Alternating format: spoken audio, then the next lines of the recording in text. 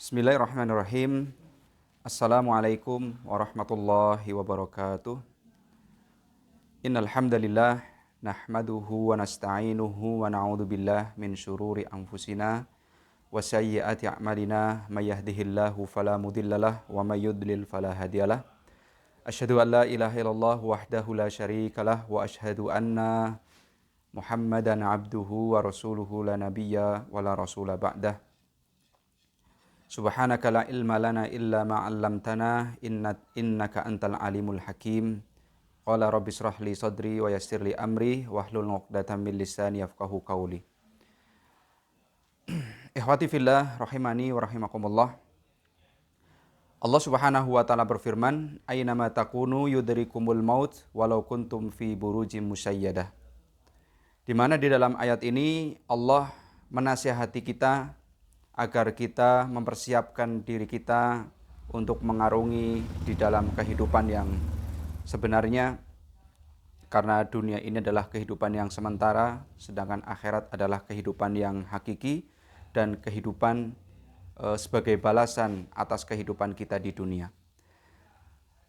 Artinya, sekuat apapun orang, sekuat apapun fisik manusia, sekaya apapun harta manusia yang ada di tangannya, pastilah dia akan mengalami kematian. Sekuasa apapun Fir'aun dan sekuat apapun Fir'aun dan sekaya apapun Qarun, binasalah ia. Nah, oleh karena itu Rasulullah Shallallahu Alaihi Wasallam menasehatkan kepada kita sebagai umatnya bahwa orang yang cerdas itu adalah orang yang mempersiapkan bekal untuk hari kematiannya. Karena Rasulullah Shallallahu Alaihi Wasallam bersabda, "A'darallahu ila mri'in akhara ajalahu hatta ballaghahu sittina sanah." Allah Subhanahu wa taala tidak akan memberikan udzur kepada hambanya yang usianya sudah sampai 60 tahun. Nah, artinya di sini bahwa usia manusia itu sebagaimana yang disabdakan oleh Rasulullah Shallallahu Alaihi Wasallam, "A'maru ummati ma baina sittin ila sab'in."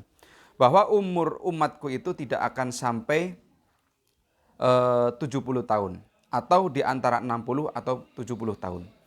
Nah, oleh karena itu, marilah kita memanfaatkan usia kita di dalam mengarungi kehidupan di dunia ini untuk beramal ibadah, mempersiapkan bekal dan mengajak manusia berdakwah untuk bertakwa kepada Allah Subhanahu wa taala. Agar jangan sampai mereka itu menyesal ketika sudah mengarungi kehidupan di alam akhirat. Sebagaimana Allah Subhanahu wa taala berfirman, "Wa hum yastarihuna fiha." Ketika penduduk neraka itu berteriak dan memohon kepada Allah Subhanahu wa taala, "Rabbana akhrijna na'mal shalihan." Ya Rabb kami, keluarkanlah kami, niscaya kami akan beramal soleh. Nah, kata atau sebutan atau seruan ya Rabbana bagi orang-orang yang sudah mendapatkan siksa Allah Subhanahu wa taala tidak akan berlaku. Karena sebutan ya Rabbana itu hanya akan berlaku kepada manusia yang ketika itu hidup di dunia.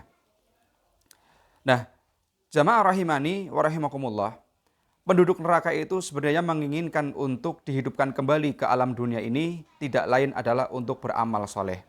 Ketika di dunia, Allah Subhanahu wa taala menitipkan kepadanya sebuah harta, maka dia ingin agar harta itu dibelanjakan di jalan Allah Subhanahu wa taala dan akan berlainan dengan apa yang sudah pernah dibelanjakan di saat ia hidup di dunia.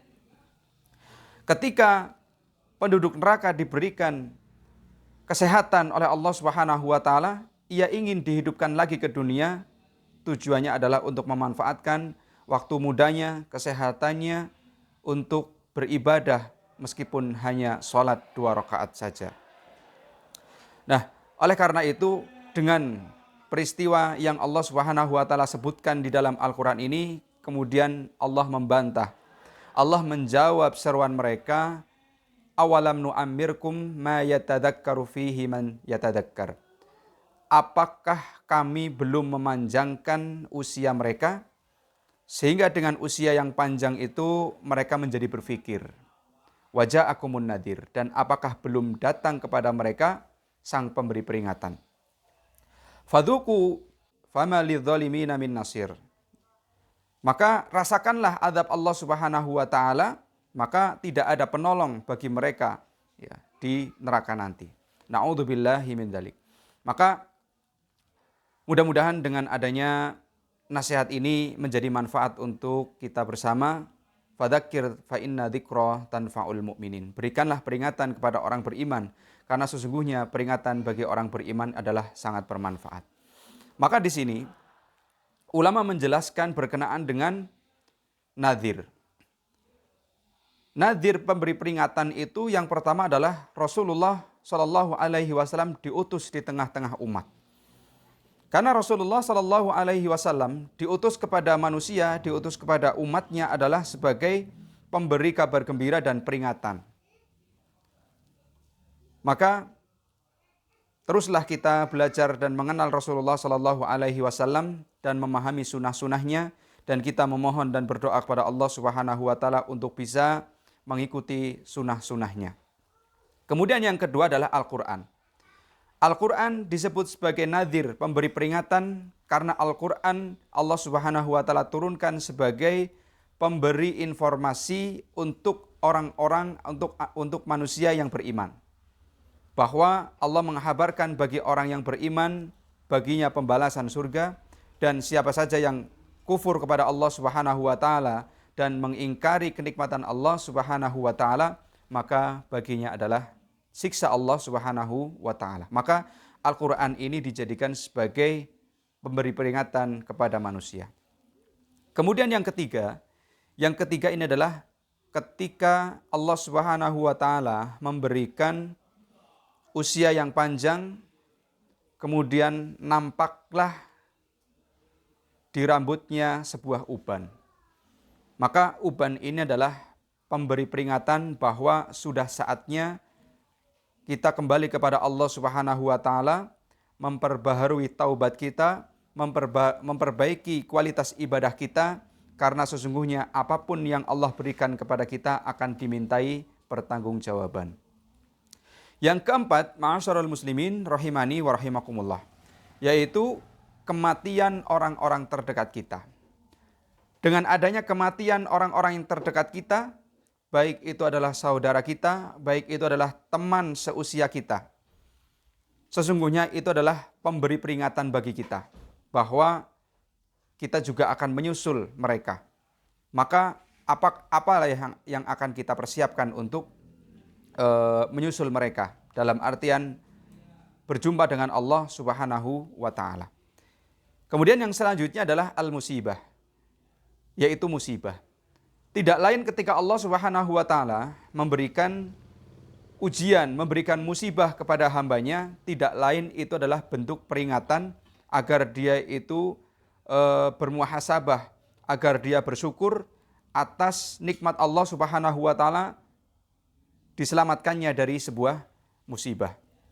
Tentunya bagi kita yang usianya sudah sampai 30 tahun, 40 tahun, bahkan sampai 60 tahun, pastilah sudah sering dan banyak mengalami ujian-ujian dari Allah Subhanahu wa taala yang berkenaan dengan musibah.